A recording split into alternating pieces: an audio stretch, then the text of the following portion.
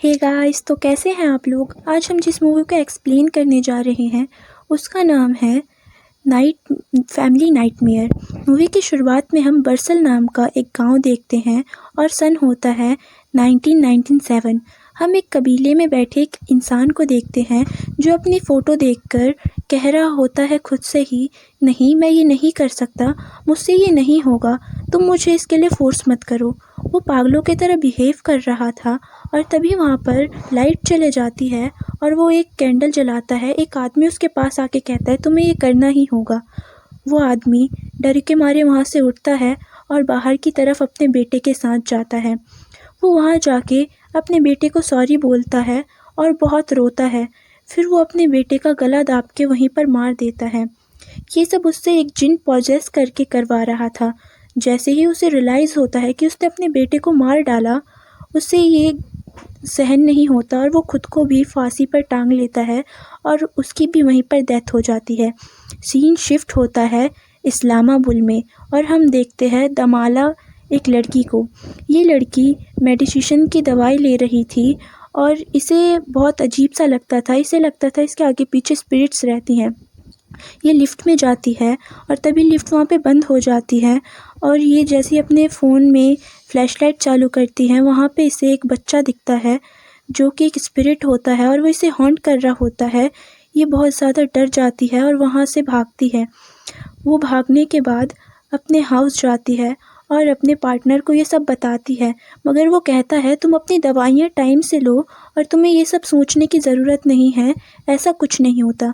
उसकी फ्रेंड उसे एक ओझा का नंबर देती है। वो उस ओझा से मिलने आई होती है और वो इसे बताती है कि वो जो भी है वो मुझे जानता है लेकिन मैं उसे नहीं जानती। वैसे तो मुझे इन सब चीज़ों पे बिलीव नहीं है, पर मुझे इन सब से बाहर निकलना है क्योंकि मुझसे ये सब और प्रेशर नहीं हो रहा। वो कहता है कोई है जो तुम्हारे आगे पीछे हर टाइम रहता है।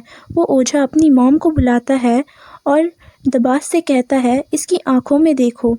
जैसे ही वो उसकी मॉम की आंखों में देखने की कोशिश करती है, उसे उसकी आंखों में शैतान नज़र आता है और वो पीछे हट जाती है। फिर वो ओझा को बताती है कि मुझे अब यहाँ से चलना चाहिए। वो अपने घर आती है तो उसका पार्टनर अपने काम के सिलसिले से आउट स्टेशन जा रहा होता है।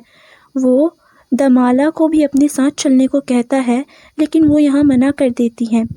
फिर हम दमाला का एक मेयर देखते हैं जहाँ पे वो छोटा बच्चा उसकी मॉम से कुछ कह रहा होता है और तभी वो दोनों इधर देख के बहुत ज़ोर से चिल्लाते हैं और वैसी दमाला की आँख खुल जाती है और वो अपने हाथ पे एक निशान देखती है।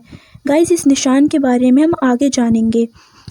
और फिर हम देखते हैं कि वो इस निशान को देख के बहुत शॉक्ड होती है। फिर हमें एक घर दिखाया जाता है जो कि उसी गांव में होता है। वहाँ पे एक लेडी होती है जो बहुत ही बुरी कंडीशन में होती है और उसके पैरों में जंजीरें बनी होती है। फिर हम एक फैमिली फ़ोटो देखते हैं जिसकी कंडीशन भी बहुत ख़राब हो चुकी थी और इधर दमाला को एक कॉल आता है जिसमें उसे पता चलता है उस ओझा की मॉम मर गई है और उस ओझा की मॉम ने मरने से पहले दमाला को उसी गांव में यानी बरसल गांव में जाने को बोला था। वो मैप पे उस गांव को देखती है और वहाँ चले जाती है। वहाँ वो एक रूम रेंट पे लेती है और इसका नाम वे सेल होता है जो इसे रूम रेंट पर देता है और वो उसे फर्स्ट फ्लोर पे जाने को मना करता है। दमाला ओके कहती है और वेसल वहाँ से चला जाता है और वेसल कहता है याद रखना फर्स्ट फ्लोर पर मत जाना। हम इधर एक लेडी को देखते हैं जिसका नाम हनीफ होता है। हनीफ के आगे पीछे सामान काफ़ी ज़ोर से हिल रहे थे, जैसे उस रूम में कोई पावर हो जो उसे कंट्रोल कर रही हो और हमें पता चलता है वेसल की मॉम ही ये हनीफ है। फिर हम इधर देखते हैं एक हतीजा नाम की लेडीज़ को जो कि बहुत ही बेकार कंडीशन में होती है और शिदेद इसका भाई होता है और वो कहता है ये सब तुम्हारे वजह से हुआ, तुमने अपनी लाइफ खुद बर्बाद कर दी और साथ साथ हमारी लाइफ पे भी बहुत अफेक्ट पड़ा है, तुमने ये अच्छा नहीं किया। इधर हम दमाला को देखते हैं जो कि सोने की कोशिश कर रही होती है मगर उसे नींद नहीं आ रही होती। तभी वो देखती है एक घोस्ट फैमिली उसके पीछे खड़ी है और ये फैमिली वही होती है जिसे हमने स्टार्टिंग में देखा था, जिसने खुद की भी जान ले ली और अपने बेटे को भी मार दिया। फिर वो एक जगह भागती है जहाँ वो एक काऊ को देखती है और वहीं एक बड़े से घर को देखती है। वो उसकी वैसे ही आँख खुल जाती है और उसे रियलाइज़ होता है ये सब उसका एक सपना था। सुबह वो वेक्सेल से मिलती है और उससे उस जगह के बारे में पूछती है जो उसने रात में सपने में देखा था। वो इसे बताता है तुम्हें वहाँ नहीं जाना चाहिए, वहाँ काफ़ी खतरा है, मगर ज़्यादा फोर्स करने पे वो उसे बता देता है। वहाँ जाकर दमाला देखती है कि जो उसने अपने सपने में देखा था वो सब बिल्कुल था। वहाँ पे एक लेडीज आती है और कहती है एक अनजान एंटिटी है जो तुम्हें आके मार देगी और तुम्हारे पास बचने का भी रास्ता नहीं होगा। यहीं हम शेदत को आते हुए देखते हैं और ये दमाला से पूछता है तुम कौन हो और यहाँ क्या कर रही हो। वो कहती है मैं रिपोर्टर हूँ और यहाँ की रिपोर्ट लेने आई हूँ। शेदित इसे कहता है तुम यहाँ से भी चले जाओ और इस गांव से भी निकल जाओ। इधर शेदित अपनी बहन के पास आता है और उसे मारता है और कहता है कि तुम्हारे पति और तुम्हारे बच्चे की मौत तुम्हारे वजह से हुई है। ये सोच के ये रोने लगती है। इधर दमाला को ऊपर के फ्लोर से कुछ आवाज़ आती है। वो जाकर एक फ़ोटो देखती है और उस फ़ोटो के पीछे एक घोस्ट होता है और एकदम से ही वो फ़ोटो गायब होकर वहाँ दमाला की मिरर में तस्वीर आने लगती है और उधर फिर उसके पीछे वही आदमी होता है जो हमने मूवी के स्टार्टिंग में खुद को सुसाइड करते हुए देखा था। और ये सन भी 1997 का ही होता है। ये वेगस सेल से सब के बारे में पूछती है। वो बताता है कि ये सब हतीज़ की बात से शुरू होता है। हतीज़ ने हनीफ से शादी की थी और उसका फर्स्ट बेबी जो हुआ था वो मरा पैदा हुआ था। इस वजह से वो डिप्रेशन में आ गई थी और उसने जिन से बात करना शुरू कर दिया था और हनीफ वेगस की आंटी होती है। और ये सब बताते हुए कहता है तुम्हें इन मामलों से दूर होना चाहिए। और फिर इधर दमाला शेदत से मिलने आई होती है और पूछती है क्या इन सब से मेरा कोई कनेक्शन है। तो शेदत उसे कहता है तुम जहाँ से आई हो वहाँ लौट जाओ। शेदत की वाइफ जिसका नाम फ़ातिमा होता है वो इसे कुछ बताना चाहती है मगर अपने हस्बैंड के डर से नहीं बताती। इधर उसकी वाइफ इसे कहती है कि तुम्हें अब हतीजा को छोड़ देना चाहिए, वो पागल हो गई है टॉर्चर सह सहकर। वो कहता है मैं तुम्हारी ज़बान खींच लूँगा वरना तुम अंदर चले जाओ। इधर हम देखते हैं हतीजा के फोर्स करने पर उसका भाई उसे उसके बच्चों के कब्र पर लाया होता है। वो अपने बच्चों से माफ़ी मांग रही होती है और फिर इसका भाई उसे उसके घर छोड़कर आ रहा होता है। तभी वो गलती से एक कब्र में गिर जाता है। वहाँ पे जिन उसे हॉन्ट करते हैं और तभी शेदित वहाँ से जैसे तैसे बच के भाग जाता है। और फिर हम इधर दमाला को देखते हैं जो वापस से उसी फ्लोर पे आई होती है। वहाँ लकड़ियों को हिलता देख वहीं पर वो दमाला बेहोश हो जाती है। वहाँ उसका हस्बैंड आता है और वहाँ फिर वेगस को फ़ोन करता है और कहता है यहाँ क्या हुआ है। फिर यहाँ पर शेदित की वाइफ आती है और दमाला के हाथ पे निशान देख के बिन कुछ बताए वहाँ से भाग जाती है। इसे जिन हॉन्ट कर रहे होते हैं और उनमें से एक जिन इसके पास आके उसकी ज़बान खींच लेता है जैसे कि उसके हस्बैंड ने बोला था और वैसे ही सब कुछ ठीक हो जाता है। हम इधर दमाला को देखते हैं जो कि उसे वही बच्चा हॉन्ट कर रहा होता है। फिर हम देखते हैं कि यहाँ पर वही होता है जिसने मूवी के स्टार्टिंग में सुसाइड कर लिया था और वो भी दमाला को हॉन्ट कर रहा होता है।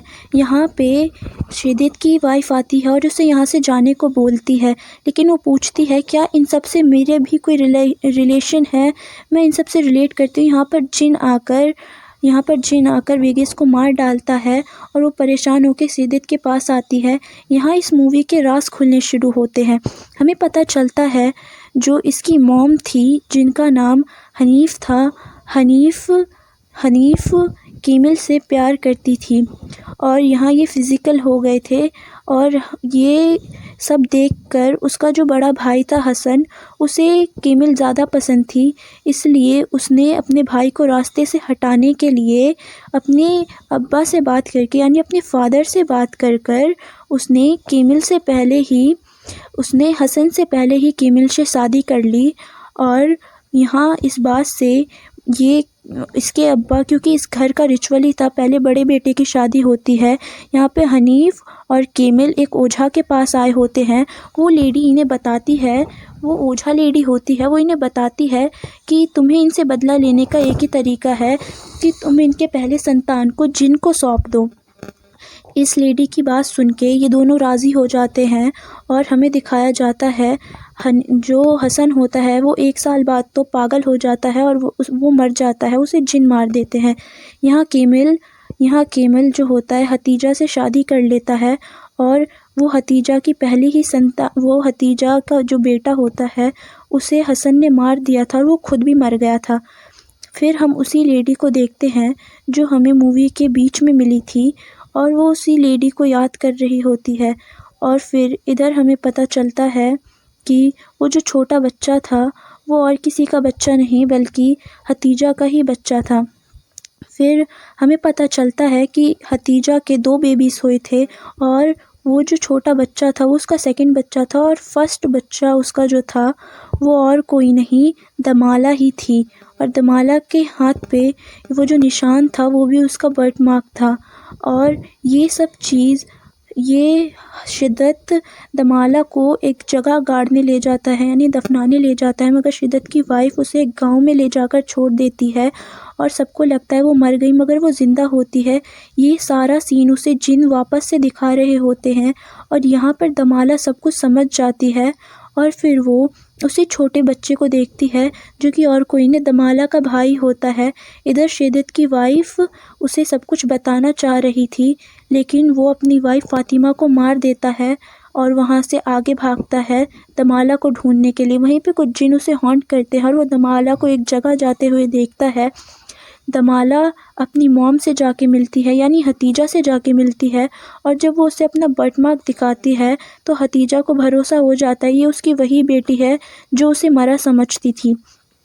फिर हम देखते हैं कि ये दोनों गले लग के रोते हैं और वहीं पर शिद्दत आ जाता है और ये हनीफ़ा को मारता है और हतीजा यहाँ पे मर जाती है और दमाला भी यहाँ पे मर जाती है। और जो जिन ने इनसे वादा लिया था कि ये हतीजा के फर्स्ट बेबी को यहाँ से ले जाएंगे, आखिरकार वो यहाँ से ले ही जाते हैं और वापस से हतीजा ज़िंदा होती है और शिद्दत को मार देती है और वहाँ अपनी बेटी के पास बैठकर बहुत रोती है। और वहाँ पीछे पूरे गांव के जितने भी जिन रहते थे वो सब उसे देख रहे होते हैं और मूवी यहीं पे डी एंड हो जाती है। Thank you for watching.